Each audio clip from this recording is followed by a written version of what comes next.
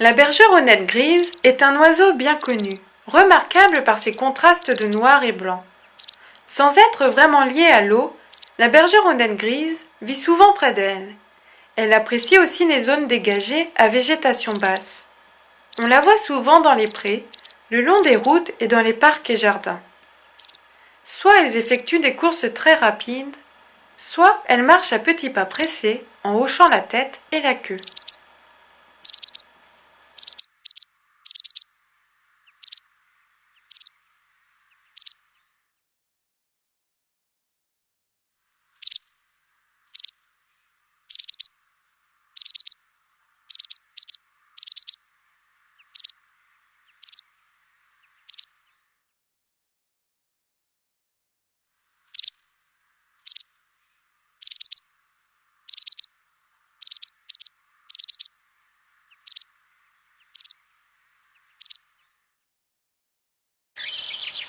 La Brière est un territoire protégé de 490 km², dont 170 km² de zone humide.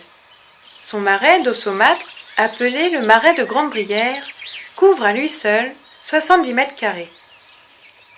Dans une volonté de préservation de cet environnement, le parc naturel régional de Brière a été créé le 16 octobre 1970. Le parc de Brière propose des couleurs étonnantes, à travers un enchevêtrement de canaux, de plans d'eau, de roselières et de prairies qui abritent une faune et une flore exceptionnelles et sauvegardées. On y navigue grâce à une barque appelée chaland. Autrefois, en Brière, on récoltait la tourbe qui servait de combustible pour se chauffer. L'intérêt porté à ces espaces au niveau national et international et les menaces qui pèsent en Brière, comme ailleurs sur leur devenir, en font un véritable enjeu pour le parc.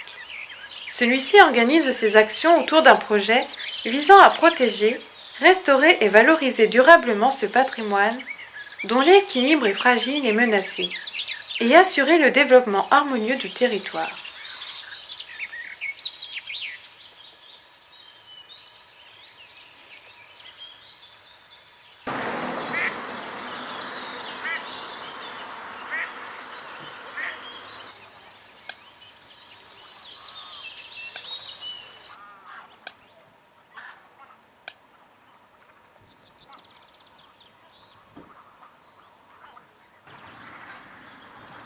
Les hérons cendrés se reproduisent de février à juillet.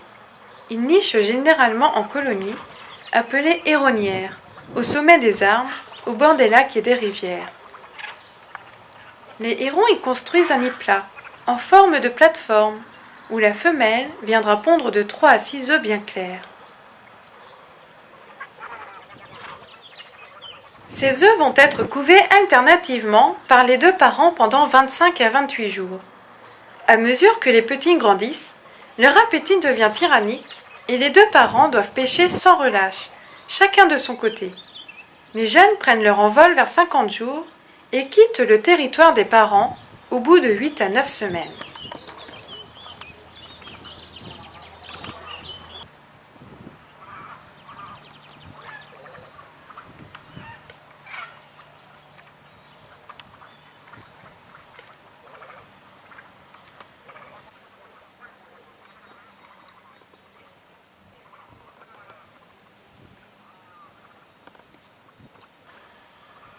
Plus grande que la poule d'eau, la foulque macroule est un oiseau de forme arrondie, au plumage entièrement noir, rehaussé par un bec et un écusson frontal blanc pur.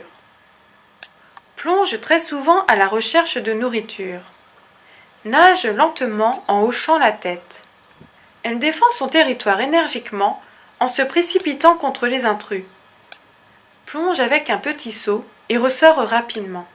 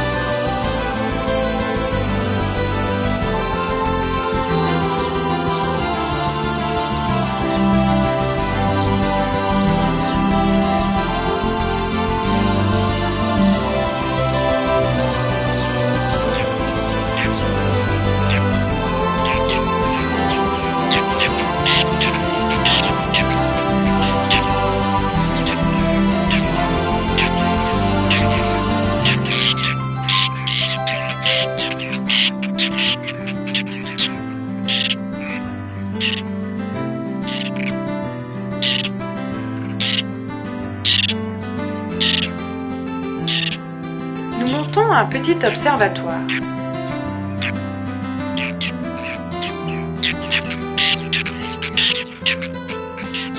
La guifette moustaque est un migrateur. Elle ne cesse de voler au-dessus des eaux, fébrilement occupée à capturer leur proie au milieu des nuées d'insectes. Quand elle découvre une proie, elle plane en s'élançant dans un rapide piqué, l'attrapant instantanément. Quand la reproduction est terminée, elles se réunissent au coucher du soleil dans de grands dortoirs qui regroupent plusieurs milliers d'oiseaux. Au lever du jour, elles repartent vers les aires de nourrissage où elles passent plus de la moitié de la journée en mouvement permanent. Au départ, la guifette moustaque construit une plateforme flottante qui est un amoncellement de végétation aquatique. Le nid est construit dessus par les parents. C'est un nid fait d'herbe et de joncs. La femelle pond entre 3 et 5 œufs verdâtres tachés de brun foncé. L'incubation dure de 14 à 18 jours, assurée par le couple. La ponte a lieu d'avril à juin. Les poussins, élevés par les deux parents, quittent le nid au bout de 12 à 14 jours et volent au bout de 3 semaines.